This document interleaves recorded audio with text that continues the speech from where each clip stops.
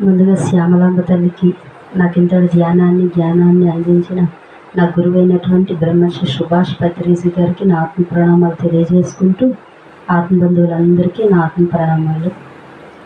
ఈరోజు మనం అయ్యప్ప స్వామి గురించి చెప్పుకుందాం. అయ్యప్ప స్వామి,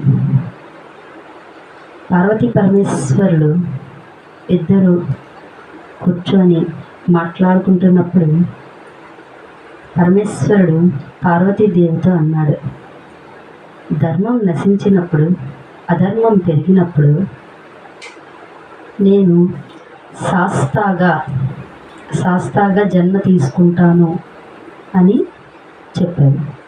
శాస్త అంటే అజ్ఞానాన్ని పారద్రోలి జ్ఞానాన్ని ప్రసాదించడం.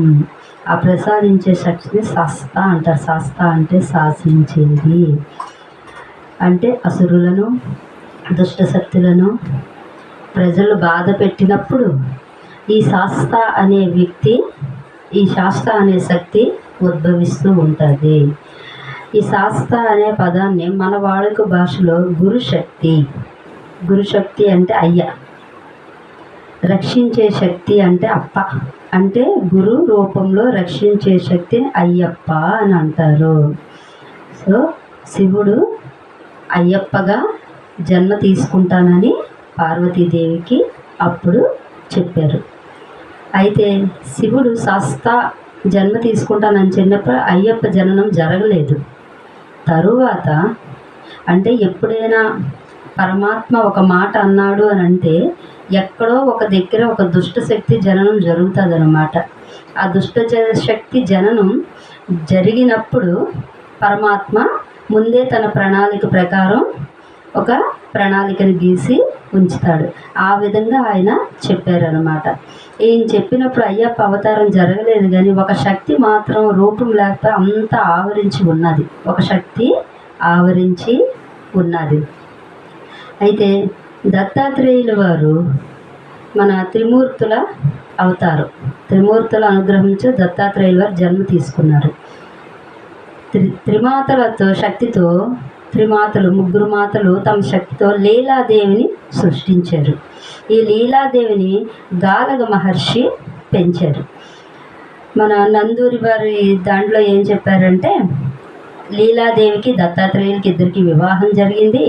కొన్నాళ్ళు దాంపత్య జీవితంలో ఇద్దరు ఉన్న తర్వాత దత్తాత్రేయుల వారికి వైరాగ్యం వచ్చి, ఇంకా నాకు సంసార జీవితం వద్దు, నేను వెళ్ళిపోతున్నాను తపస్సు చేయడానికి అన్నప్పుడు లీలాదేవి దానికి ఒప్పుకోలేదు. మనం ఇంకా యవ్వనంలో ఉన్నాము, నాకు కోరికలు ఇంకా ఉన్నాయి, మీరు అలా వెళ్ళడం ధర్మం కాదు అనము. ఇద్దరు మాట అనుకున్నప్పుడు ఆమె, నేను మీ ఇంటి పట్టపు మనిషి ఆజ్ఞ లేకుండా మీరు వెళ్ళడానికి వీల్లేదు అని ఆమె అన్నప్పుడు ఆయన శాపం ఇస్తారు, నువ్వు మహిషిగా జన్మించుగాక. ఆమె కూడా త్రిమాతల యొక్క సృష్టి కదా లీలాదేవి, ఆ శక్తి వలన ఆమె కూడా ప్రతిశాపం ఇస్తుంది, నువ్వు మహిషాసురుగా జన్మించుగాక. ఇద్దరు ప్రతిశాపం ఇచ్చుకుంటారు. ఇంకొక దాంట్లో పురాణం ప్రకారం దత్తాత్రేయుల వారు వివాహం చేసుకోరు. ఈ లీలాదేవి దత్తాత్రేయుల వారిని మోహించి ఆయన్ని వివాహం చేసుకోమని అడిగినప్పుడు ఆయన చేసుకోను అన్నప్పుడు ఇలా ఇద్దరు ప్రతిశాపం ఇచ్చుకుంటారని కొన్ని పురాణాల్లో ఉన్నది. సో ఏదైనా శాపం అయితే అయింది. అప్పుడు కరంబుడు అనే ఒక రాక్షసుడు ఉండేవాడు. ఆ కరంబుడికి ఈ మహిషి జన్మించింది. లీలాదేవి మహిషిగా జన్మించింది. కరంబుడు, రంబుడు ఇద్దరు అన్నదమ్ముడు. అయితే వీళ్ళకి పుత్రుడు కావాలి. కరంబుడికి కానీ రంబుడికి ఇద్దరు ధ్యానం చేస్తే పుత్రుడు కావాలి. ఆ పుత్రుడు ముల్లోకాల్ని ఏలేటంట బలశాలి కావాలని ఒక కోరికతో ఇద్దరు తపస్సుకి వెళ్ళినప్పుడు అక్కడ కురుంబుడు ఒక నదిలో కూర్చొని స్నానం చేశాడు. ఒక నదిలో కూర్చొని తపస్సు చేశాడు. పీకల వరకు కూర్చొని తపస్సు చేశాడు. బ్రహ్మ కోసమై తపస్సు చేశాడు. రంభుడు రసాల వృక్షం దగ్గర అగ్ని తన చుట్టూ అగ్ని రగిల్చి పైనుంచి కూడా సూర్యనారాయణమూర్తి యొక్క వేడి పడేటట్లు తన చుట్టూ వేడిని సృష్టించుకొని ఆయన తపస్సు చేస్తున్నాడు. అన్నేమో చల్లనీటిలో కూర్చొని తపస్సు చేస్తున్నాడు. తమ్ముడేమో వేడి సృష్టించుకొని వేడిలో తపస్సు చేస్తున్నారు. ఎవరు తపస్సు చేసినా ఇంద్రుడికే భయం కాబట్టి ఇంద్ర భగవానుడు ఒక మొసలి రూపంలో ఆ నదిలో ప్రవేశిస్తాడు. కరంబుడు ఉండే నదిలోకి ప్రవేశించి కరంబుడిని నీటి లోపలికి లాగి చంపేసి తినేస్తాడు. ఈ విషయం రంభుడికి తెలుస్తుంది. రంభుడికి తెలిసి చాలా కోపం వచ్చేస్తుంది అతనికి. వచ్చి ఆయన ఏం చేస్తాడంటే, ఎన్నాళ్ళ నుంచి తపస్సు చేస్తున్నాను, బ్రహ్మ ప్రత్యక్షం అవ్వట్లేదు అని చెప్పి తన చుట్టూ ఉన్న అగ్నిలో తన శిరస్సు ఖండించేసుకుంటాడు. ఖండించుకోవడం ఆ అగ్నిలో నుంచి అగ్నిదేవుడు వస్తాడు. వచ్చి నాయనా రంభుడు ఎంత పని చేశావు, నీకేం కావాలో చెప్పు, వరంగా ఇస్తాను అని చెప్పి అగ్నిదేవుడు అంటాడు. అంటే ఆయన చెప్తాడు, నాకు ఒక పుత్రుడు కావాలి, ముల్లోకాల్ని ఏలేదంత మహావీరుడు బలమైన వాడు కావాలి అని చెప్తాడు. వెంటనే అగ్నిదేవుడు, అలాగే నాయన తదాస్తు, ఇప్పుడు నీవు మార్గమధ్యంలో వెళ్తూ ఉండేటప్పుడు ఏ స్త్రీనైతే నీవు చూసి మోహిస్తావో ఆమె ద్వారా నీకు మహాబలవంతుడైన ముల్లోకాలు ఏలినవాడు కొడుకుగా పుడతాడు అని చెప్తాడు. చెప్తే రంభుడు తిరిగి ఇంటికి వచ్చేస్తూ ఉంటాడు. ఆ వస్తూ ఉన్నప్పుడు ఒక మంచి తోట ఉద్యానవనంలో కొంతమంది యక్షిణులు ఇద్దరు ఆడుకుంటూ ఉంటారు చాలామంది. అందులోని ఒక ప్రియుడు ఇద్దరు ఉంటారు. ఈ ప్రేయసి ఏం చేస్తుందంటే, ప్రియుడిని అలరించడానికి మహిషి రూపం ధరిస్తుంది. మహిషి రూపం ధరించగానే ప్రియుడు కూడా రూపం మారుద్దాం అనుకున్నప్పుడు ఈ రంభుడు చూస్తాడు. ఆమెని చూసి మోహించి ఈయన మహిషిగా మారి వెళ్ళి ఆమెతో సంభోగించినప్పుడు ఆమె గర్భవతి అవుతుంది. ఈయనకి తెలుసు కదా, అగ్నిదేవుడు వరం ఇచ్చాడు, తన కడుపులో పెరుగుతున్న ఆ బిడ్డే ముల్లోకాల్ని ఏదే పరాక్రమంతైన రాక్షసుడని తెలిసి ఆమెను పట్టుకొని రాజ్యానికి తీసుకెళ్ళిపోతాడు. అయితే ఎవరి వల్ల అయితే గర్భం వస్తుందో ఆ వ్యక్తి తనకు భర్తగా అవుతాడు. సో ఆయన భర్తగా భావించి ఆ యక్షిణి కూడా ఆ మహిషాల రూపంలోనే ఆయనతో వెళ్ళిపోతుంది రాజ్యానికి.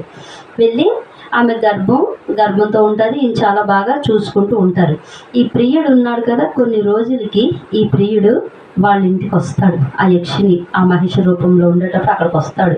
వచ్చి నాతో వచ్చి నేను తీసుకొని వెళ్ళిపోతాను, ఎందుకు ఇక్కడ నీవు ఉండాలి అని అంటే ఆమె చెప్తుంది, ఏమి జరిగినా ఇప్పుడు ఆయన నా భర్త, ఆయన ప్రతిరూపం నా కడుపులోని పెరుగుతుంది, నేను తల్లి స్థానంలో ఉన్నాను కాబట్టి నేను రాలేను అని చెప్తుంది.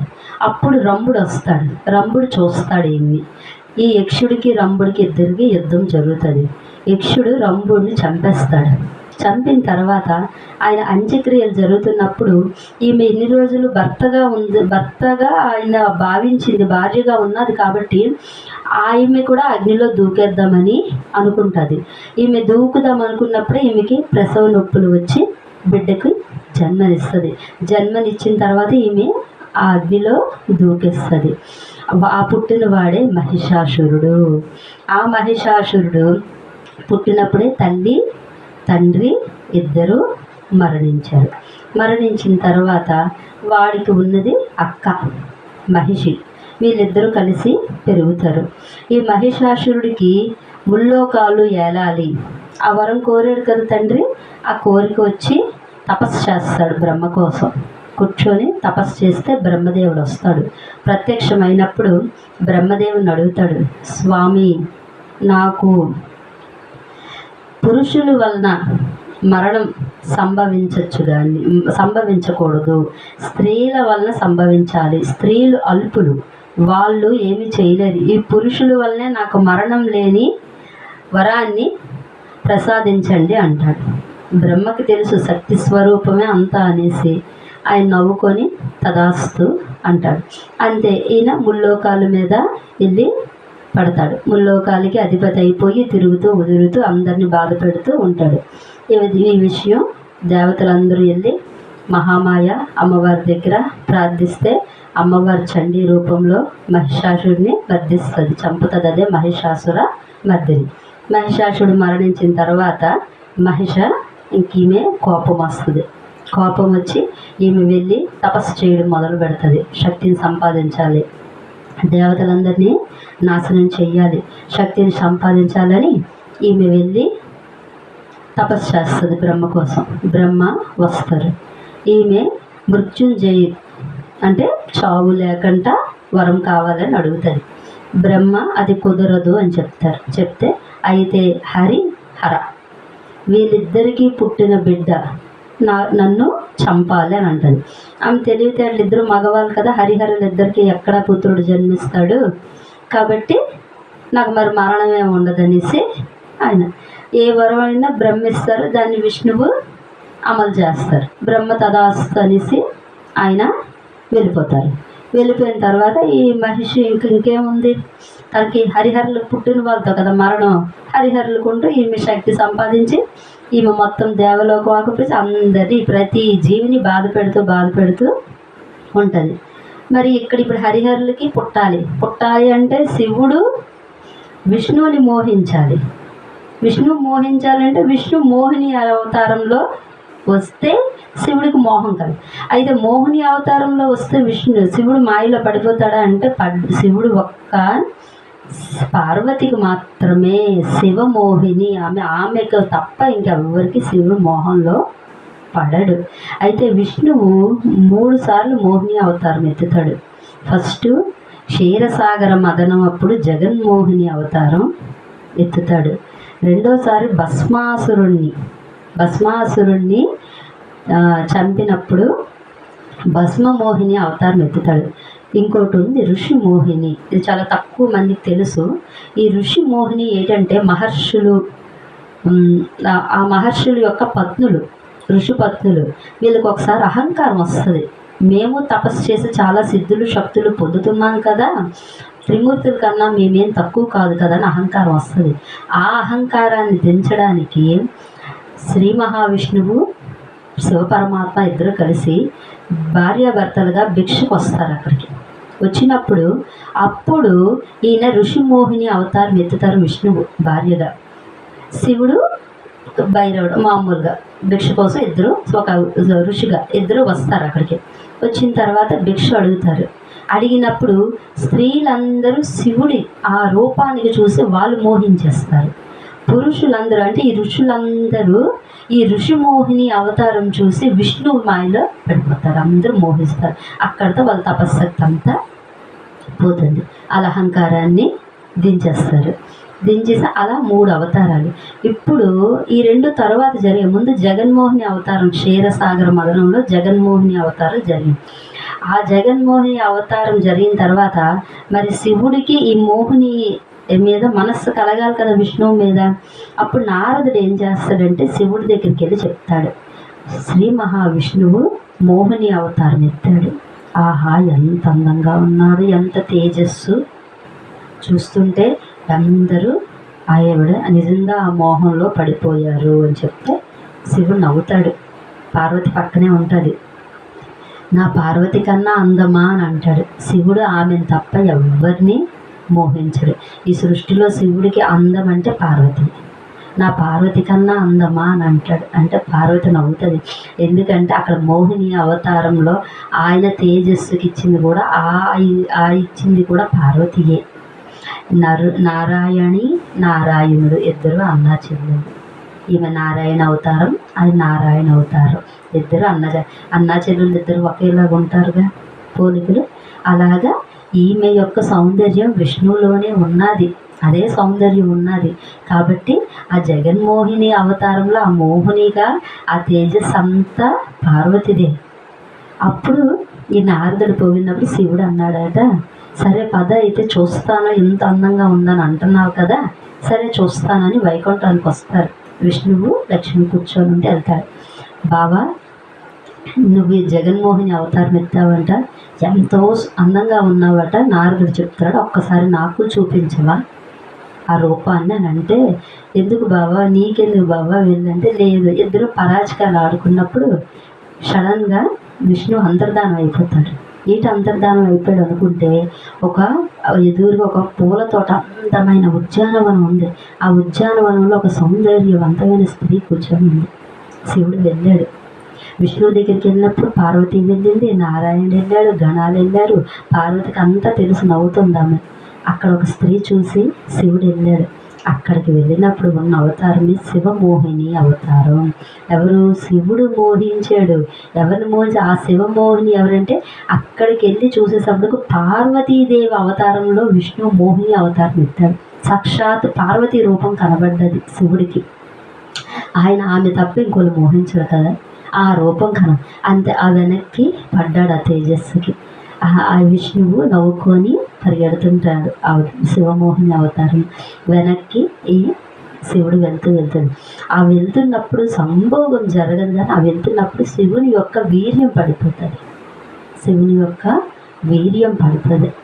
ఆ వీర్యం పడిన దగ్గర ఒక బాలుడు జన్మ తీసుకుంటాడు. ఆయనే ఆర్యన్, అయ్యప్ప స్వామి. అక్కడ అయ్యప్ప స్వామి జననం జరిగింది. ఆయన మోహిని నందన శాస్త, భూతనాథ శాస్త అని కూడా పిలుస్తారు. అయితే ఇక్కడ ఈ బిడ్డ జననం జరిగిందిగా. ఈ బిడ్డ పుట్టి ఏడుస్తున్నప్పుడు పాలు ఇవ్వాలి కదా, పాలు ఇవ్వాలి. మోహిని అవతారం వెళ్ళిపోయారు, శివుడు వెళ్ళాడు. ఈ బిడ్డ ఏడుస్తుంది, పాలు ఇవ్వాలి. అప్పుడు కంచి కామాక్షి తల్లి వచ్చి ఆ బిడ్డకి పాలు ఇచ్చింది. ఎందుకు అంటే, లలితా కామేశ్వర అవతారమే శివమోహిని అవతారం. అలాగే ఆ లలితా కామేశ్వర అవతారమే కామాక్షి మాత. కాబట్టి కామాక్షి మాత ఎవరయ్యారు? తల్లి అయ్యారు. ఆ తల్లి వచ్చి పాలు ఇచ్చింది. అందుకే ఆయన కామాక్షి అమ్మవారి క్షేత్రానికి పూర్ణ పుష్పల సమేత అయ్యప్ప స్వామిగా క్షేత్ర పాలకుడుగా ఉంటారు. అయ్యప్ప స్వామి ఆ తల్లి పాలిచ్చినందుకు. సో అయ్యప్పని ధర్మశస్త అని కూడా పిలుస్తారు. ఆ బాలుడు మెడలో ఒక చిన్న స్వర్ణ గంట ఉన్నది. చిన్నగా మోగుతూ ఉన్నది. ఆ గంటని మణి అంటారు. ఆ మణిని కంఠానికి ధరించాడు కాబట్టి మణికంఠ అని పేరు వచ్చింది. అయితే ఆ బాలుడు అక్కడ తల్లి పాలిచ్చి వెళ్ళిన తర్వాత మళ్ళీ అక్కడ ఏడుస్తున్నప్పుడు పందల రాజు అటువైపు వెళ్తూ వచ్చాడు.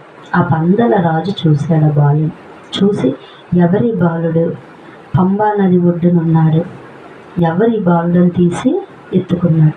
అప్పుడు శివుడు ఒక ఋషి వేషంలో వచ్చి, రాజా, ఆ బాలుడు ఒక కారణ జన్ముడు, నువ్వు తీసుకెళ్ళి పెంచుకో అని అంటే, ఆ మహారాజు ఆనందంతో, నాకు పిల్లలు లేరు, ఆ పరమేశ్వరుడే నాకు ఇచ్చాడు, ఆ పరమేశ్వరుని అనుగ్రహం అని చెప్పి ఆ పిల్లవాడిని ఇంటికి తీసుకెళ్ళి భార్యకి చెప్పాడు. భార్య ఎంతో ఆనందించింది, వాళ్ళకి పిల్లలు లేరని. ఈ సాక్షాత్ హరిహర పుత్రుడు అంటే ఆయనలోని హరి ఉన్నాడు, హర ఉన్నాడు. ఇంకా ఎవరి స్వరూపం? శివ మోహిని అవతారంలో ఆ శక్తి యొక్క స్వరూపం ఉన్నది. కాబట్టి అయ్యప్ప స్వామిలో 3 శక్తులు ఉంటాయి. నారాయణుడు ఉంటుంది, పరమేశ్వరుడు ఉంటుంది, అమ్మవారి శక్తి కూడా. ఈ 3 శక్తులు ఆయనలో ఉంటాయి. అంటే మనం అయ్యప్ప స్వామిని ఒక్కసారి దర్శనం చేసుకుంటే శివుణ్ణి, విష్ణువుని, అమ్మవారిని ముగ్గురిని దర్శనం చేసుకున్నట్టు. ఆ ముగ్గురు శక్తి ఆయనలోనే ఉన్నదన్నమాట. కాబట్టి ఈ మహాపురుషుడు ఆ రాజ్యంలో అడుగు పెట్టేసరికి నిజంగా రాజ్యం సస్యశ్యామలం అయిపోయిందట. రాజ్యంలో తిండికి కానీ దేనికి ఇంకా కరువు లేదనమాట. అంత చక్కగా రాజ్యం విరాజిల్లుతూ ఉన్నది. ఈయన అడుగుపెట్టిన వేళ విశేషం, ఆ రాణికి ఒక కుమారుడు పుట్టాడు. రాజు అని పేరు పెట్టారు. ఆ కుమారుడిని, బాలుడిని అయ్యప్ప స్వామిని ఎంతో చక్కగా రాణి పెంచుకుంటూ ఉన్నది. ఈలోపు గురువు దగ్గర ఈయనకి అన్ని విద్యలు నేర్పించారు. అన్ని విద్యలు నేర్చుకుంటున్నాడు, అస్త్రశస్త్రాలు నేర్చుకుంటున్నాడు. ఆ గురువు ఆశ్చర్యపోతుండేవాడు. ఏదైనా ఒక్కసారి చెప్తే చాలా బాగా చేస్తుండేవాడట. ఎప్పుడు గురువు అనుకుంటాడట, మామూలు వ్యక్తి కాదు ఇతను, కారణ జన్ముడని గురువు అనుకుంటాడట. ఆయన విద్య పూర్తయిన తర్వాత గురువు నమస్కారం పెట్టి వెళ్తానన్నప్పుడు గురుదక్షిణగా గురువుకి ఏం చేస్తాడంటే, గురువు గారి పుత్రుడు, కొడుకు అంధకారంగా పుట్టాడు, కళ్ళు లేవు, చూపు లేదు, వికలాంగుడిగా పుట్టాడు. ఆ అంధకారాన్ని తొలగించి కళ్ళు వచ్చేలా చేశాడు, వికలాంగత్వం పోగొట్టాడు. గురువుకి గురుదక్షిణగా తన కుమారుణ్ణి అద్భుతంగా తయారు చేసి ఇచ్చాడు. గురువు గారికి అంగవైకల్యం లేకుండా చేసి గురుదక్షిణ ఇచ్చాడు. ఆయన రాజ్యంకి వచ్చిన తర్వాత తండ్రి పట్టాభిషేకం చేద్దామనేసి అనుకున్నాడు. ఆ రాజ్యంలో అనౌన్స్మెంట్ చేశారు, అందరూ ఆనందించారు, తల్లి కూడా ఆనందించింది. ఇంకా పట్టాభిషేకం చేద్దాం అనుకున్నప్పుడు మంత్రి బుద్ధి మంచిది కాదు. అది మొదటి నుంచి అయ్యప్ప మంత్రిని హెచ్చరిస్తూనే ఉండేవాడు ఆయన తప్పులు చేస్తున్నప్పుడు. ఈ మంత్రికి ఏంటొచ్చిందంటే, మామూలుగానే వీడు నన్ను అడ్డుతున్నాడు, రాజు అయిపోయాడంటే ఇంకా నా ఆటలు సాగు, అవ్వకుండా చెయ్యాలి అని చెప్పి ఏం చేశాడంటే, ఆ పిన్న తల్లి పెంచింది ఆ తల్లి దగ్గరికి వెళ్ళి ఆజ్యం పోసాడు. అమ్మ, నీ సొంత కుమారుడు ఉండగా నీవు అయ్యప్పని నువ్వు రాజుని చేస్తే నీ కుమారుడు పరిస్థితి ఏమిటి? రేపు వాడు రాజు అవ్వగలడా? ఇతని తర్వాత ఆయన కుమారులు రాజులు అవుతారు, కానీ నీ కుమారుడు రాజు అవ్వలేడు కదా అనేసి అన్నాడు. అనేసరికి ఆమె ఆలోచనలో పడిపోయింది. అవును, నిజమే కదా, నా కుమారుడు ఎలా రాజు అవుతాడు అని చెప్పి అక్కడి నుంచి ఆవిడకి దుర్బుద్ధి స్టార్ట్ అయింది. ఆమె మంత్రి కలిసి ఈయన ఎన్నో విధాలుగా మట్టు పెట్టడానికి ప్రయత్నం చేశారు. అన్నీ విఫలమైపోయి చివరికి ఇంకా పట్టాభిషేకం దగ్గరికి వచ్చేసింది అనగానే ఈవిడకు ఇంకా నటించడం మొదలుపెట్టింది. నాకు శిరోభారం చాలా చాలా నొప్పిగా ఉంది తల, నాకు పులి పాలు తెచ్చి రాస్తేనే నాకు తగ్గుతుంది, వైద్యులు చెప్పారు, నాకు పులి పాలు కావాలి నాయన, కుమార అయ్యప్ప పులి పాలు తీసుకొని రా నాయన అని చెప్పి ఎంతో ప్రేమగా చెప్పింది. అంటే అడవికి పంపించి పులి చేతిలో వీడు చనిపోతాడు అని తల్లి అనుకున్నప్పుడు ఆయన అలాగే తల్లి నేను వెళ్ళి తెస్తాను అని అంటే, తండ్రి వద్దంటాడు. నాయన, నువ్వు చిన్నపిల్లవాడివి, నేను ఎలాగోలా తెప్పిస్తానంటే, వద్దు నాన్నగారు, నా తల్లి నన్ను అడిగింది, నేను వెళ్ళి తెస్తాను అని చెప్పి అక్కడి నుంచి బయలుదేరి అడవుల్లోకి వెళ్ళాడు. వెళ్ళినప్పుడు నారదుడు వెళ్ళి మహిషకి చెప్పాడు, మహిష, హరిహరులకు పుట్టిన కుమారుడు అడవిలో ప్రవేశించాడు, నిన్ను చంపడానికి వస్తున్నాడు అని ఆయన హింటించాడు. మహిష ఈయన వెతుక్కుంటూ వచ్చింది. ఇద్దరు ఎదురుపడ్డారు. ఇద్దరికి భీకర యుద్ధం జరిగిన తర్వాత మహిషను ఒక్క చేత్తో పైకెత్తి కిందకి గట్టిగా కొట్టి చంపేశారు ఆయన. ఆమె చనిపోగానే ఆమె శరీరంలోంచి లీలావతి బయటకు వచ్చింది. లీలావతి శాపం వల్ల కదా జన్మ ఇక్కడ ఉంది. శాపంతో ఆమె శరీరంలోంచి లీలావతి వచ్చింది, జన్మ తీసుకుంది కదా. లీల బయటికి రాగానే ఆమె ఈయనకి నమస్కారం చేసింది, ప్రణామాలు చేసి, స్వామి, ఎల్లవేళలా నేను నీ సేవ చేసుకునే భాగ్యాన్ని నాకు ప్రసాదించు స్వామి అని చెప్తే స్వామి ఇచ్చారు. నీవు ఇక్కడ ఆలయం వెలుస్తుంది, నా ఆలయం వెలిసిన చోట మాలికాపురోత్తం అనే నామస్మరణ, ఒక నామంతో నీవు దేవతగా వెలుస్తావు, అందరూ నిన్ను పూజిస్తారు. మాలికాపురోత్తం అనే ఆలయం ఉంటుంది శబరిమలలోని. ఆమె మహిష లీలాదేవి ఆ పేరుతో అక్కడ పూజలు అందుకుంటూ ఆ వరాన్ని ప్రసాదించారు స్వామికి. ఆ మహిష అయిపోయిన తర్వాత శివుడు వచ్చాడు. నాయన, నీ వచ్చిన కార్యం అయిపోయింది, పద వెళ్ళిపోదాం. లేదు తండ్రి, నేను చెయ్యాల్సిన ఇంకొక కార్యం ఉన్నది అని. ఏమి నాయన అంటే, నా తల్లి శిరోభారంతో బాధపడుతుంది, ఆమెకి పులి పాలు తీసుకొని వెళ్ళాలి అని అనగానే వెంటనే ఇంద్రాది దేవతలు వచ్చి, నా స్వామి, మేము నీకు పులులుగా మారి సహాయం చేస్తాం, మా మీద కూర్చొని మేము తీసుకొని వెళ్తామని చెప్పి ఇంద్రుడు మిగతా దేవతలు పులులుగా మారి ఆయన పులి మీద ఆయన కూర్చొని గుంపు వస్తుంది. రాజ్యం అంతా ఆశ్చర్యపోయారు. కొంతమంది భయంతో పారిపోతున్నారు. పులుల గుంపు వచ్చేస్తుంది. రాజకోటలోకి వచ్చేసరికి ఆ రాణి, ఆ పినతల్లి, మంత్రి ఆశ్చర్యపోయి కాళ్ళ మీద పడిపోయారు. మామూలు వ్యక్తి కాదు నాయన, నీవు క్షమించు, మేము ఆలోచన చేశాము అని చెప్పి క్షమాపణలు అడిగారు. ఆయన నవ్వేసి తల్లి కదా క్షమించేశారు. అప్పుడు రాజ్యాన్ని నువ్వే పరిపాలించిన ఆయన తమ్ముడికి వద్దని చెప్పి ఆ తల్లి అంటే, నాకెందుకు తల్లి, నాకు రాజ్యాకాంక్ష లేదు, నేను రాజ్యం కోసం ఉండలేదు తల్లి, తమ్ముడికే రాజ్యం చెప్పు, నేను వచ్చిన కార్యం అయిపోయింది, నేను వెళ్ళిపోతున్నాను అని చెప్తాడు.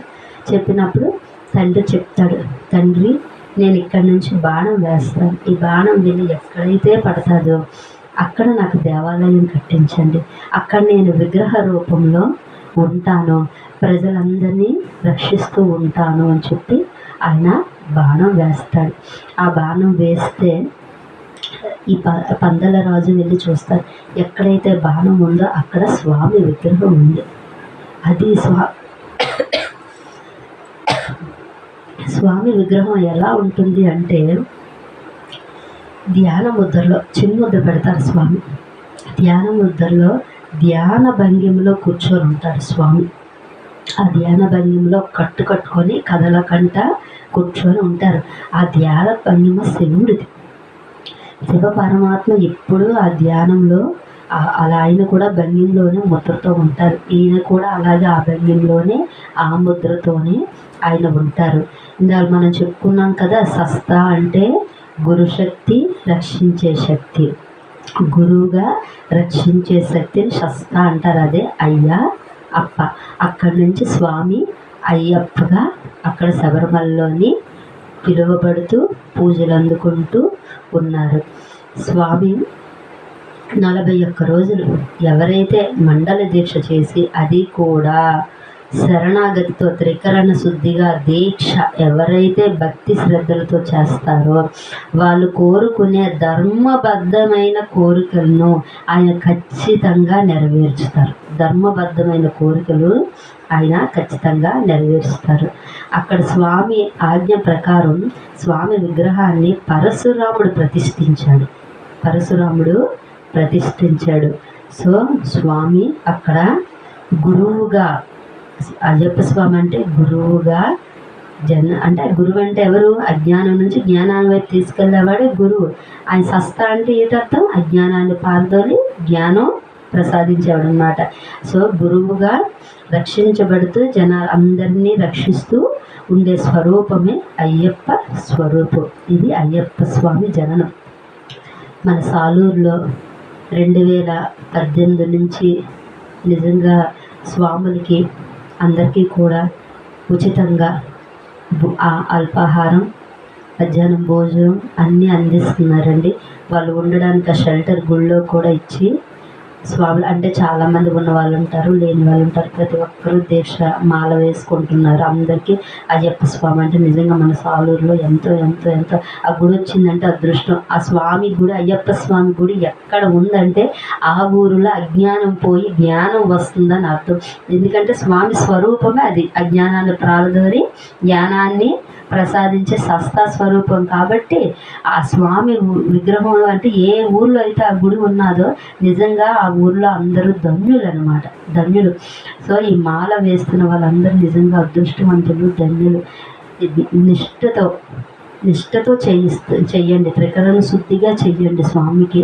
ఇలాగ స్వామి వారి గుడి నుంచి కూడా ఎన్నో సేవలు అందిస్తున్నారు ఆలయం వాళ్ళు భక్తులకి. దీక్ష 41 రోజులు చేసినప్పుడు ఎంతోమంది సహాయ సహకారాలు అందిస్తున్నారు. డోనర్స్ ఎంతోమంది ప్రతిరోజు మేమిస్తాం అని చెప్పి రోజుకొక డోనరు ఆహారానికి, అన్నప్రసాదానికి డబ్బులు డొనేట్ చేస్తూ అలా కార్యక్రమం ఇప్పటికి 2018 నుంచి 7 సంవత్సరాలు నిర్విరామంగా చక్కగా జరిగిపోతుందండి కార్యక్రమము అందరి చేతుల మీదుగా. కాబట్టి నిజంగా ఈ చరిత్ర చదివిన ఎంత మహద్భాగ్యం, అదృష్టమో.